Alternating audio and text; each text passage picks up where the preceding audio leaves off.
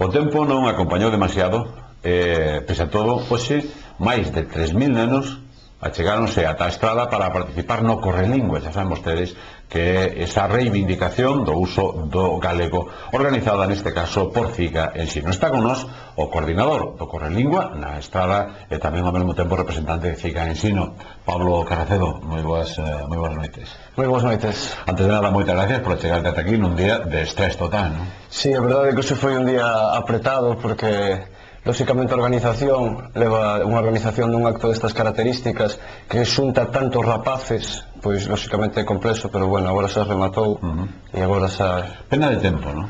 Sí, a verdade é que os propios mestres e as mestras me decían de que había que sair. Claro, lóxicamente nós non nos podíamos arriscar de ter 3.000 rapaces hoxe que tiñamos previsto ter na feira, aquí na Praza da Feira, se ponía a chover. Entonces decidimos onte pasar todos os actos ao pabillón 5 ou 6 da Feira do Moble e se escampaba, pois, dar unha volta polos arredores, porque lóxicamente o Correlingua é unha marcha. Pero de todos xeitos hoxe a choiva o tempo non acompañou, choveu e non se puido sair. Agardamos que o ano que ven pois faga mellor tempo.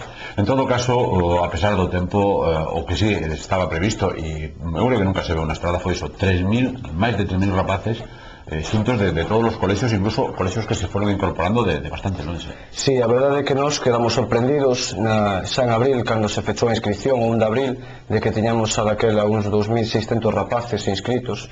Estamos falando de que, por exemplo, na comarca de Pontevedra, no que é na cidade de Pontevedra de arredores, este ano xuntamos 5.500. Claro, que na estrada a primeira vez que se organiza, en Pontevedra leva se organizando 9 anos, que na estrada a primeira vez que se organice, que teña 3.100 rapaces, 2.600, logo se foron aderindo máis, centros enteiros, tamén contar, non nos esperábamos que todos os centros da estrada participaran masivamente, porque o Figueroa, Pérez Biondi, Oca, Foso, Codeseda, o Villar Palamá de Bea, viñeron os colexios completos, veo o CIP de Silleda completo, o CIP de Bandeira completo, tamén tivemos representación de Caldas, do CPI Alfonso VII, do IES Aquis Telenis, do CIP San Clemente, dos dous privados que hai tamén en Caldas, tamén veo o CPI Santa Lucía de Moraña inteiro. Claro, iso fixo que nos viramos con 3.100 rapaces na estrada. A nós, francamente, a valoración que facemos é excepcional, lóxicamente. Pensamos que é unha resposta contundente en defensa do ensino en galego, en defensa de unha vida en galego, en defensa de poder vivir completamente en galego, e que este ano tivo, pois, eso, unha contundencia pois maior que os anos anteriores. E estades vendo nese senso precisamente avances, quero dicir, desgraciadamente as estadísticas falan do revés casi, é dicir, de cada vez o galego está menos metido na enseñanza, menos metido na xuventude e menos usado en xeral polos máis novos, non? É que a valoración que facemos non é só que vexamos avances, sino que vemos un claro retroceso. Hai un plan de normalización lingüística que foi aprobado por todas as forzas políticas, consensuado por todas, cando o señor Fragueiro Ibarne era presidente da Xunta de Galicia, que estaba de deputado, o señor Núñez Feijóo, que agora é presidente, que era un plan de normalización lingüística, pois, moi astuto, que era un plan de futuro, que tiña unhas estadísticas feitas que valoraban que, lóxicamente, as cidades que menos galego falantes tiñan eran as menores. Entonces, ese plan levaba con él distintos decretos. Aprobouse un decreto de normalización lingüística, un decreto do ensino, que marcaba un mínimo, é un decreto de mínimos que marca un mínimo un 50% das asignaturas en galego, que non se estaba cumplindo o anterior goberno. Estaba así o decreto nos centros e non se cumplía. Un decreto que estamos falando de que anteriormente non había ese mínimo, ese dereito mínimo a dar as aulas no 50% delas en galego, a recibir aulas no 50% en galego e 50% en castelán. Agora parece ser que o novo presidente da Xunta quere derrogalo. A nos parece xa non un avance, un retroceso clarísimo, unha involución lingüística. Cando máis galegos falantes se están perdendo, que medidas deste tipo son necesarias. É necesario que as administracións públicas pois lle poñan freno a isto que é cultura, que é patrimonio noso, patrimonio dos galegos e das galegas. Este patrimonio cultural que é a lingua, é necesario que as administracións a defendan, a promovan a normalización, promovan que sexa normal que se impartan as aulas en galego, que sexa normal falar en galego e vivir en galego, en definitiva. En todo caso, tamén hai unha segunda parte, e é, lógicamente, que neste momento, tal como está a situación a nivel idiomático ou a nivel lingüística, prodúcese un problema grave, e é a adaptación á norma, porque a norma tamén é complicada en moitos casos. Claro. Sí, aí o que hai un polémicas, e houve polémicas moita máis antes das eleccións. Nos creemos que esta polémica era un conflicto buscado, un conflicto inexistente, porque se puso a lingua galega como lingua opresora, que é unha cousa que non colle ninguna cabeza, basicamente. Se fala de que o galego se imponía, se impón o galego como se pode impoñer o galego se a lingua propia dun país. Se impón o francés en Francia, é ridículo decirlo. É ridículo decir que se impón o inglés en Inglaterra, como se pode decir que se impón o galego en Galicia. Foi un conflito que nos creemos que foi buscado, que lle sacaron, pois, alguén lle sacou réditos políticos, réditos electorais, e que agora, pois, non sabe se ir para diante ou ir para atrás. Eu penso que actividades como a do Correlingua é unha mostra clara de que a xente, un colectivo de mestres e de mestras están en contra desta derrogación do decreto, que é preciso que o presidente da Xunta rectifique e bote atrás esas intencións de derrogalo e que, lógicamente, aposte pola lingua galega. Non é normal que non estean numerados todos os directores xerais na nova Xunta e coa política lingüística ainda non este nomeado. Eu pensaba que sí, que xa estaba. Non, pois non está. Ainda non está. Ainda non está.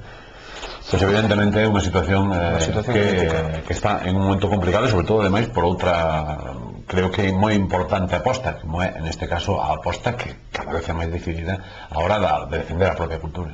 Claro, sí, a cultura é algo que sempre se deixa ao marxe e que, lóxicamente, en tempos de crise, pois hai outras cousas que priorizan. Nos entendemos desta ciga, lóxicamente, o que tamén hai que darse conta de que a cultura é algo moi importante para un país. É algo que nos define, que nos singulariza, que nos diferencia. A nosa lingua non é mellor nin peor.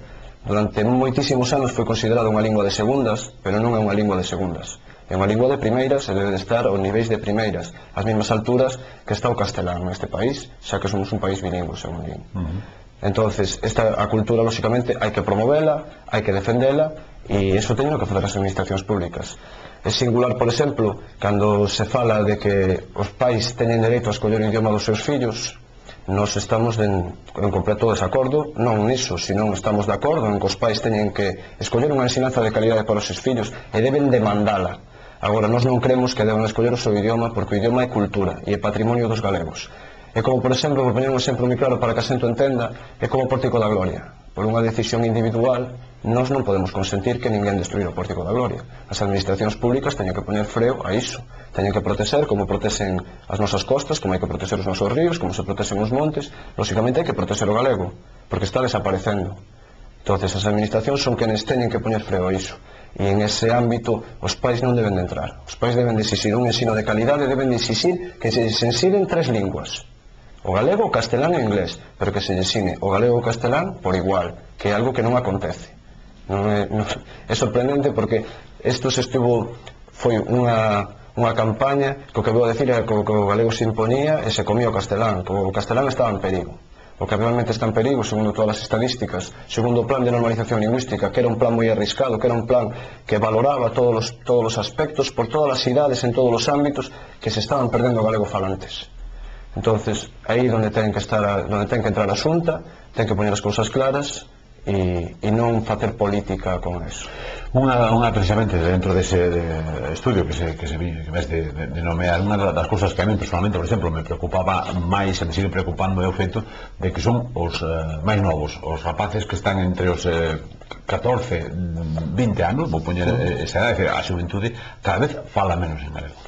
Sí, é un dato moi preocupante. É preocupante porque hai datos de que os nenos que entran, por exemplo, en infantil, entran en infantil, eu vexo nas cidades e vexo en compañeros que dan clases, vexo eu mesmo dando clases, que os nenos, a maioría dos nenos pequenos de 3 a 5 anos falan castelán nas cidades e nos povos pequenos. Gracias a Dios na estrada pois non acontece isto, pero sí que nos povos e nas cidades máis grandes sí que acontece. Entra un neno falando en galego e cando sai da educación infantil fala castelán, non fala galego. Eso por diversos motivos. Claro, lóxicamente, pois, aí a educación pode facer e non, pero lóxicamente, se en ese aspecto a propia educación se descoida, ese neno con 6 anos non vai a falar galego, e cando teñas os 14 que ti nomeaches, ni moito menos. O grave é que seamos incompetentes na nosa propia lingua, que mesmamente eu que teño 30 anos, eu sei escribir en galego porque sou mestre, porque estudei, pero vexo pois en compañeiros que nos costa escribir en galego, non falamos en galego correctamente, entre comillas, e iso foi pola educación que tivemos, porque lóxicamente non se potenciou o galego como se potenciou o castelán, cando en castelán non cometemos unha falta de ortografía. Bueno, o que pasa que aí vou neste caso a ser abogado do demo. Hai cousas que, por exemplo, eu toda a miña vida falei galego, teño problemas, por exemplo, para decir grazas. É algo que non entendo como a alguén se lle ocurre de pronto, ou a quen foi, non? Decir grazas. A norma, con respecto á normalización do idioma, pois houbo problemas, hai, lóxicamente, a xente discrepa moito, porque sí, porque un ano se di dunha maneira, outro ano se di outra, é algo que personalmente tampouco entendo moi ben. O que sí que hai que entender é que hai que ter unha norma, e que esa norma hai que seguila, aínda que estean trocando. O problema que se fai con isto da normalización, que moita xente di, é que o galego cambia no cada ano e utilízano como un arma en contra do propio galego. Iso sí que é algo que nos vivimos cando vemos ese conflicto lingüístico, entre comillas, que falaban de que sempre se aproveita o mínimo para criticar o idioma. Eu penso que a mellor maneira de defender o galego é falándoa e escribíndoa, e que falamos ben galego. O galego é o que falamos nós, porque un andaluz fala castelán correctamente? Non. Pois fala castelán correctamente. Claro, non fala castelán, evidentemente, pero o que quero dicir é que a veces precisamente esos inventos raros de pronto son os que máis perxudican, porque evidentemente eu non sei se está ben, o sea, ahora sí está ben dito grazas, pero grazas non ten ningún sentido que eu sepa. Eu son evidentemente moi pouco versado nese tema, non? Pero lingüísticamente non sei onde chegou hasta os grazas, non? Então non o descoñezo, pero non o sei, en todo caso non o usaba ninguén en Galicia, que eu sepa. Bueno, de pronto, grazas. Entón, o meu fillo se fala galego, non me importa que diga gracias. Claro. En todo caso, prefiro que fale galego, aínda que non sexa con grazas, que non fale galego.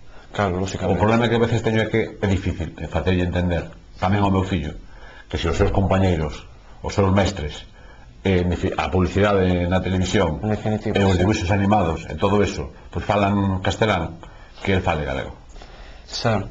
É o que falábamos antes, se falaba de que o galego oprimía o castelán e cosas deste estilo. É algo impensable, é algo que non entra en ninguna mente humana, porque lógicamente mismamente o que falaba este da televisión, agora que temos todo este entre comillas, que pillamos segundo a recepción da antena, pillamos uns 20 canais, 10 canais, 20 canais, creo que hai máis, eu non pillo máis. Cantos hai en galego? Televisión de Galicia 1, porque a 2 en castelán. A propia Televisión de Galicia 2 en castelán, como se fora TV. Non sei quen tivo esa maravillosa idea, pero se hai unha TV2 en vasco é porque euskera non o comprende a xente, pero que calquera galego falante ou calquera persona que venda fora en 15 días comprende o galego, e se se atreve en un mes pode falalo medianamente regular, pero pode falalo, é un idioma que se comprende. Entonces, claro, ese bombardeo de publicidade, ese bombardeo de medios de comunicación, as propias radios tamén, as radios locais, sí que apostan polo idioma, a Radio Pública Galega sí que aposta polo idioma, pero o resto non está aí. Entonces, claro, estamos pois loitando contra un tsunami, é un tsunami, que desde as escolas pois intentamos facelo. Lógicamente nos podemos agora que teñamos ese decreto que marcaba ese mínimo de 50%, e lógicamente é impensable e é inadmisible que se poida derrogar, que se queira derrogar. Pois Pablo, moitas gracias, de verdade. Nada, gracias a vos por cubrirme. En definitiva, bueno, mentre estamos falando, pois estábamos vendo tamén algunhas das imaxes do Correlingua. Hoxe na estrada, todo un éxito, máis de 3.000 rapaces, mañá remata na Coruña, e o ano que ven, de novo a correr a lingua. Eso esperamos na estrada, xa está palabrado. Pois iso é importante. Unha pausa, continuamos de inmediato.